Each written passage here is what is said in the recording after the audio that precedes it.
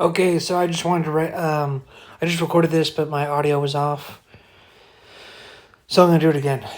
It is the cross-examination.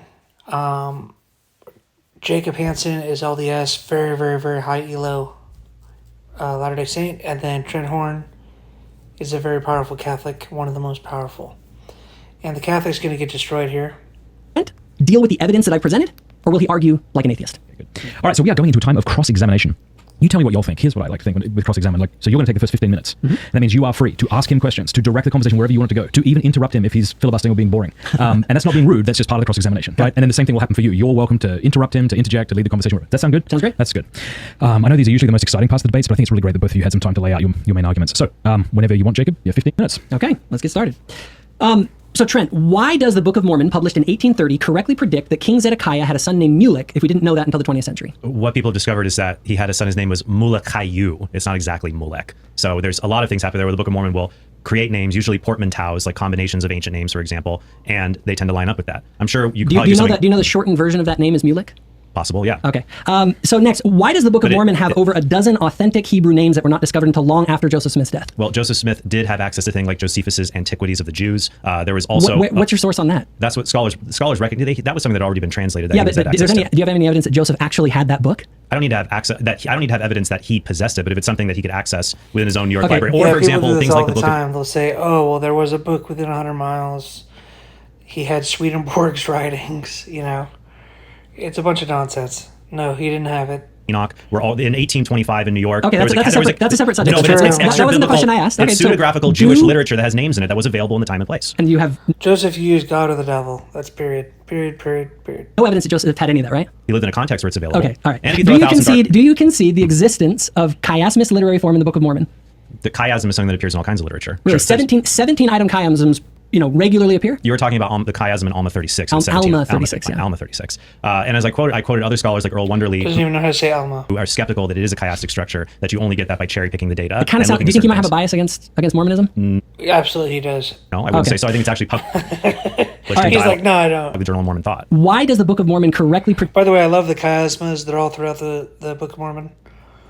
That's obvious, and they didn't even find it until 1970. So yeah. It was not written by Joseph, I'll tell you that. Over a dozen specific characteristics of a 20-mile stretch of coastline in the Dhofar region of Oman. Because even if I couldn't answer that question, that wouldn't prove that the book is divinely inspired. But just predicting things like roads go east or west, or that they'll have certain things that are similar to other elements in the desert or in the Old Testament, that's not very impressive. Do you believe that the devil is pleased when people read the Book of Mormon? Do I believe the devil is pleased when they read it? I don't know. If someone reads it and comes to see that it's meandering, that it's false, like I'm not afraid of people choosing. Let me quote a verse. Would you like me to finish my answer? Well, all you have to do, if you think the Book of Mormon is from the devil, you have to say, people are not reading the Bible because of it. My bishop, he's read the Bible, or the Old Testament once, the New Testament twice, the Book of Mormon 26 times. Right? So, if the book is written by the devil, then you're getting your eyes off the Bible. And that's what he should have said. But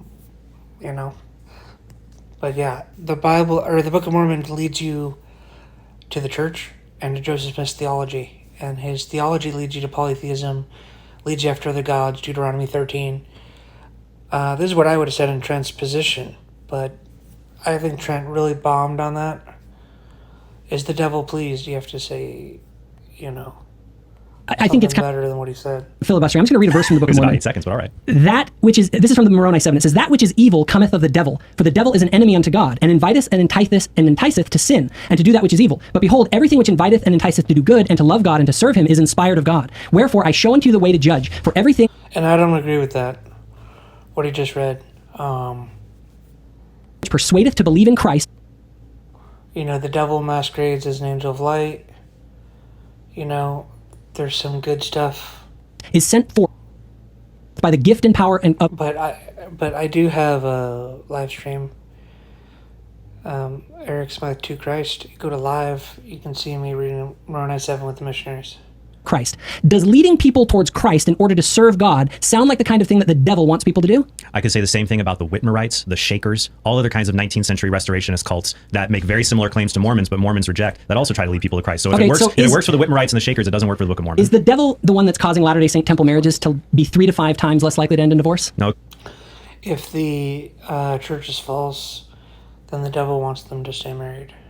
That's what he should say. Just be basic elements of natural law that if you have very strong core values, your marriages tend to last long. Many arranged marriages and And non-Christian. where do Latter-day Saints Can I finish do my they thought, get their please? values from the Book of Mormon? Do they get their? I'm sure that some of them do, but as I said, in non-Christian parts of the world, arranged marriages last very long. But that doesn't prove those Buddhist or Yeah, the Book of Mormon is very good.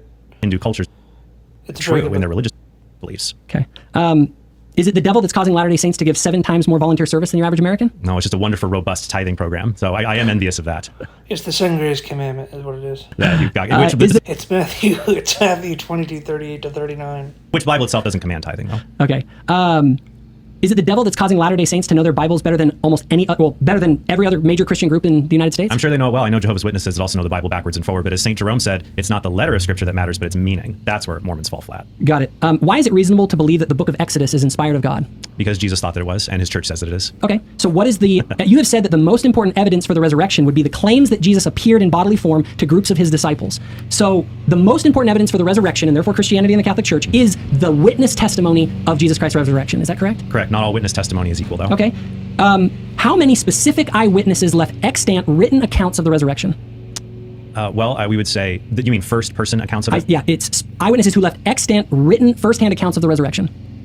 Well, of the moment of the resurrection or the post-resurrection appearances? The moment of the resurrection. The moment of the resurrection happened in the tomb. Nobody was around. But that's Okay. inferred by seeing Christ's post-resurrection Let's include body. the post-resurrection. Okay. How many written extant accounts do we have? From an eyewitness? Yes. Well, if you believe that it was John the Apostle, that would be one. Do the Otherwise, majority of scholars conclude the Gospel of John was written by John? scholars don't know. But the Okay. most important ones we have Paul's letter to the Corinthians that records the appearances, and Paul had firsthand contact with those who In a had those vision, appearances. correct? No, he doesn't call it a vision. Oh, so it isn't a visionary experience. He said he wasn't sure if he was in the body or out of the body. He's talking about his appearance in the heavens, and he specifically says there, I do not know if it was in the body or out of the body, but he uses a Greek word, orao, that just means appeared, to see. And he says in 1 Corinthians, have I not seen the Lord? He speaks about it in a normal way, which is very different from the Book of Mormon witnesses that repeatedly say they saw it in a vision or a trance Okay. and say things So like that. how many total people left first-hand eyewitness accounts of the resurrection? Can you, In a normal way, which is very So different from the take Book a of look Mormon at witnesses that Trent, how he ends here. He's lying. repeatedly say they saw it in a vision or a trance. Okay. Just look at his face here. And say We're things gonna like see how- a tongue jet. total Take a look at this one. Boom. people? Here it is. So he either felt like he was lying, not very confident, he felt like he got away with it, and is relieved that he got through the question. He's thinking, I barely convinced my Catholic audience, but it's a failure there. And he's also, you could tell he's afraid of what's coming up next. And he's going to get owned over and over again. We're going to see this tongue jet come up again. By the way, I don't know how to answer these questions either from the anti-side. I have no idea what to do here. We should be in full panic mode, and we are. Left first-hand eyewitness accounts of the resurrection. Can you give me a number? I just want a number. That they saw the resurrected Jesus. Is it more than 3? I wouldn't say There's that it's another probably one. not more than 3, but, Okay, but I would rather have reliable second-hand that's accounts fine. in the New That's Testament fine. than the unreliable ones for the Book of Mormon. So you have 3 maybe accounts, but how many people left kinda first-hand believes accounts that of the one. gold We plates? got How, the give me a gold. number. Like, left first-hand accounts. yeah, how many people left Oh, there's first-hand another accounts one. that they had seen the gold plates? Buying time. First-hand Look at accounts this. of the gold plates. Like, give me a number. Like, left first-hand accounts. yeah, how many people left first-hand First-hand accounts accounts, that that they was to buy time. had seen the gold plates? That they had seen the plates. Yes.